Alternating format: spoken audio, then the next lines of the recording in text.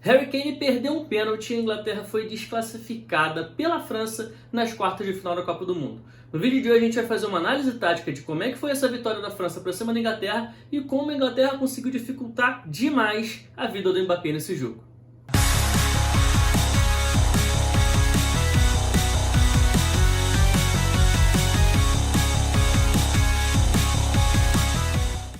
Fala galera, Bruno Pet na área para mais um vídeo. Hoje para falar sobre essa classificação da França que venceu por 2-1 a Inglaterra e passou para a semifinal da Copa do Mundo.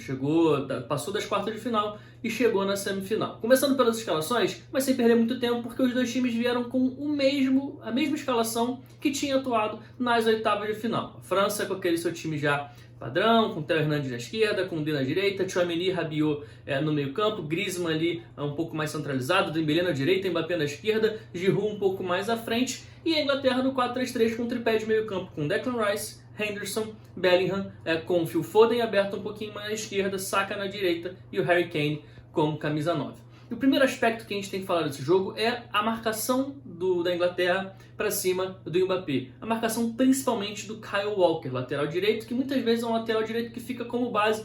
Já tinha feito isso várias vezes nessa seleção da Inglaterra, treinado pelo Gareth Southgate, e esse jogo era o jogo perfeito para o Walker fazer esse tipo de papel. Então o Walker ficava ali quase sempre fazendo uma saída de 3 junto com os zagueiros, ele caía ali um pouco mais pela direita, o Stones um pouco mais centralizado, o Maguire abria um pouquinho mais na esquerda, liberando um pouco mais o Luke Shaw para subir em campo. E por que esse jogo era o jogo perfeito para fazer isso? Porque segurar o lateral direito era fundamental para as pretensões ali da Inglaterra, justamente para fazer essa marcação em cima do Mbappé, para não permitir com que, principalmente em transições, o time ficasse exposto para a velocidade e para a capacidade que tem o Mbappé de desequilibrar um jogo.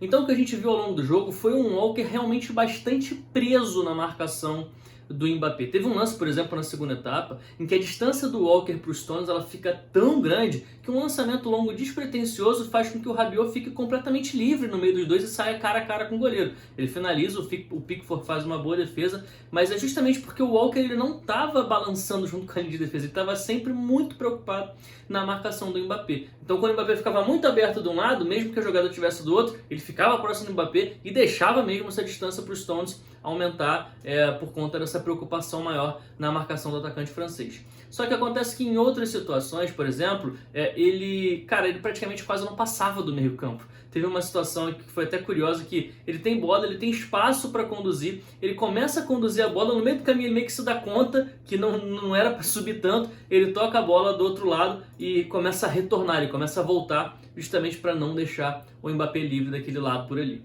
Então ele tinha esse receio de subir, de avançar em campo. Tanto que se a gente pegar aqui o mapa da onde ele recebeu espaço ao longo do jogo, a grande maioria dos momentos em que ele teve bola foi no campo de defesa. Foram 17 dos 22 passos que ele recebeu ao longo do jogo, ele recebeu no campo de defesa. Até aqui, aos 15 minutos do primeiro tempo, na primeira vez em que o Walker resolve subir um pouquinho mais, avançar para atacar, e isso muito por conta também do Henderson ter baixado para vir buscar a bola. Então o Henderson baixa, fica ali na altura dos zagueiros, e com isso o Walker vê ali uma oportunidade de subir, recebe a bola, a Inglaterra ataca pelo lado dele, ele conduz, ele dá o tapa para o Saka, só que o Saka é desarmado pelo Upamecano.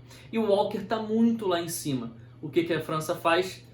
Contra-ataca justamente daquele lado. E aí o Mbappé, ao invés de encontrar o Walker, que foi um cara que conseguiu ali muitas vezes dificultar a vida do Mbappé, ganhou alguns duelos, é um jogador muito rápido, o Walker é um dos jogadores mais rápidos do futebol mundial, só que nesse lance especificamente o Mbappé encontra um Henderson, que já não tem mais essa capacidade de duelo 1 contra 1 defensivo e que não tem mais essa velocidade. Então o gol da França tem a origem por ali. É claro que a jogada vai até o outro lado, o Walker consegue retornar e tudo mais para sustentar a linha de defesa, só que aí a bola sobra no Tchouaméni, o Tchouaméni está com liberdade, finaliza de fora da área e faz o gol da França. Então por mais que o gol não tenha saído exatamente dos pés do Mbappé, a jogada ela se constrói por ali. E a jogada se constrói por ali sem ter o Walker no único momento, no primeiro momento do jogo, é um dos pouquíssimos momentos em que o Walker não estava presente ali na marcação do Mbappé.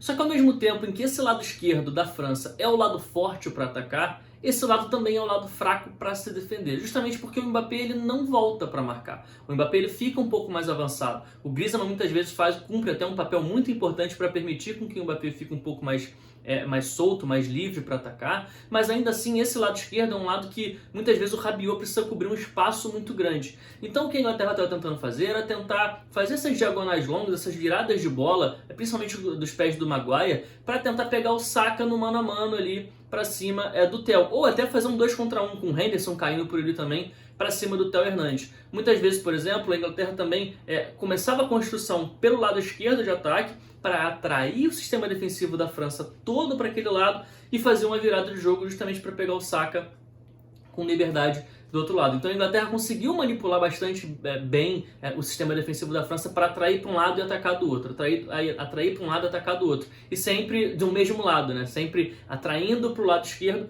para poder atacar o lado direito, que seria o lado esquerdo defensivo, que é o lado frágil francês. E não à toa, o gol da Inglaterra sai justamente por esse setor. Não foi nem uma jogada mais construída, foi muito mais uma transição, muito mais um contra-ataque, mas foi uma jogada em que a França estava atacando, então o Theo Hernandes estava atacando pela esquerda, então o Theo Hernandes subiu, avançou bastante em campo. A Inglaterra consegue roubar a bola, consegue armar ali um contra-ataque com a bola passando no pé dos Stones, do Declan Rice, até chegar no Saka. E quando chega no Saka, o Saka está ali com alguma liberdade, conseguindo atacar o Rabiot. O Rabiot que estava fazendo a cobertura do Theo, que não tinha tido tempo suficiente para conseguir retornar. O Saka conduz ele para dentro, acaba sofrendo pênalti. Pênalti esse que o Harry Kane cobra, o primeiro pênalti do jogo do Harry Kane, ele cobra, converte e empata o jogo para a Inglaterra. Mas repara, foi realmente uma jogada que surge daquele lado, justamente onde é o lado mais frágil do time francês. E eu citei aqui que a bola passa no pé dos Stones, do Declan Rice, eu fiz questão de falar isso, porque esses dois caras foram dois caras muito importantes no jogo para a Inglaterra.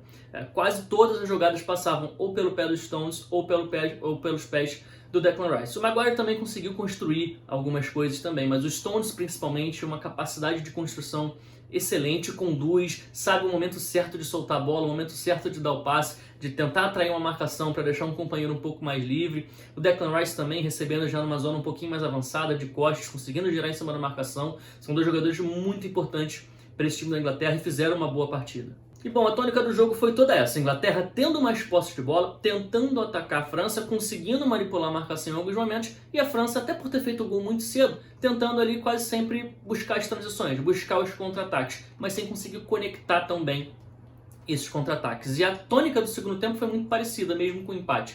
A Inglaterra tendo um pouco mais de bola, tentando atacar, e a França tentando sair um pouco mais nas transições. No segundo tempo, os gols, na verdade o gol da França acaba surgindo num rebote de um escanteio, que é cruzada a bola para o Giroud. Giroud consegue ganhar ali do Maguire e consegue fazer o gol. Aliás, o Giroud, que tem se tornado cada vez mais artilheiro, é o maior artilheiro da história da seleção francesa. Tá? É um cara que ganhou a Copa de 2018 sem fazer nenhum gol, mas essa Copa ele está fazendo bastante gol, está conseguindo ser muito importante também com gols. Ele que já era importante em vários outros aspectos, continua sendo importante em vários outros aspectos do jogo. Nessa Copa está sendo importante também no quesito gols, né? Conseguindo concluir ali bem e conseguindo fazer gols para a seleção francesa. A Inglaterra continua lutando, vai para cima, consegue até ter um pênalti a seu favor, um pênalti bastante infantil do meu ponto de vista, do Theo Hernandes em cima do Mason Mount, que entrou no segundo tempo. O Harry Kane vai para a cobrança e acaba perdendo, desperdiçando o que seria o gol de empate e que levaria o jogo para a prorrogação. Até teve uma última chance ali com o Rashford numa bola parada, mas a Inglaterra não conseguiu construir muita coisa com bola rolando depois ali nessa reta final, depois que a França conseguiu fazer o 2-1. Bom, de qualquer maneira, no meu ponto de vista, a Inglaterra sai de cabeça erguida dessa Copa do Mundo, porque, principalmente em termos de desempenho, porque a Inglaterra me surpreendeu, para ser bem sincero, em termos de desempenho. Eu não esperava um desempenho tão bom quanto a Inglaterra teve em alguns jogos nessa Copa do Mundo, principalmente nesses jogos de mata-mata. O jogo contra o Senegal foi um jogo muito seguro da Inglaterra, conseguiu vencer bem, e esse jogo contra a França, que é uma das principais favoritas a ganhar esse título da Copa do Mundo, já era antes da Copa começar e permanece sendo, foi um jogo muito, muito bom, cara, da Inglaterra. A Inglaterra finalizou muito mais do que a França, teve várias oportunidades, poderia ter tido uma sorte melhor, poderia ter levado o jogo para prorrogação, poderia até ter vencido o jogo se conseguisse ser um pouquinho mais efetiva. Então acho que a Inglaterra sai de cabeça erguida e é uma geração muito jovem, que tem tudo para chegar na Copa de 2026 com ainda mais experiência, quem sabe conseguindo ir até mais longe. Já a França se mostra mais uma vez um time que mesmo quando não tem tantas oportunidades, talvez não tenha sido o pior jogo em termos de desempenho da França, com exceção daquele joguinho que jogou todo mundo reserva na fase de grupos, mas contando os jogos do time titular. Tanto da fase de grupos como nas oitavas e agora nas quartas. Talvez tenha sido o jogo mais abaixo da França, também pegando um adversário num nível competitivo mais alto do que tinha pego anteriormente. Mas foi um jogo um pouco mais abaixo, foi o pior jogo do Mbappé na Copa. O Mbappé apareceu muito pouco, até porque foi muito bem marcado, eu citei isso aqui ao longo do vídeo. Então a Inglaterra conseguiu dificultar muito o jogo da França, mas é claro que a França tem um time individualmente, cara, de muita capacidade. A finalização de fora da área, o gol de fora da área do Tchouaméni não é qualquer um que faz. O Giroud cabeceando também no lance do gol. A bola até desvia no Maguire, mas não é qualquer um que faz. O cruzamento do Griezmann pro gol do Giroud não é qualquer um que faz. Enfim, a França tem ali elementos individuais, jogadores de altíssimo nível e tem tudo para conseguir chegar aí de repente numa final de Copa e de repente até vencer mais uma Copa do Mundo, porque individualmente o time é muito forte e permanece viva na competição e chega muito forte para talvez aí tentar disputar mais esse título, e é uma das favoritas do meu ponto de vista, se não a principal favorita a ganhar a Copa do Mundo.